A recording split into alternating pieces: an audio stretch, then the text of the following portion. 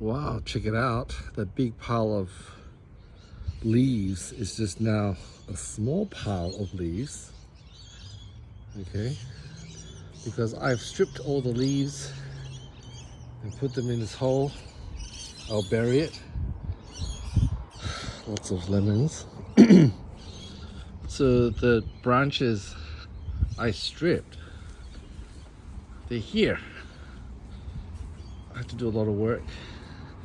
So when there's a collection day, I'll put that out on the front lawn and we can, yeah. So I gave these trees a haircut because they were getting too tall. Yeah, so tomorrow I'll dig another hole and strip this small bunch of leaves to make it better. So yeah, it's a big job, but feels good. Gardening in Australia.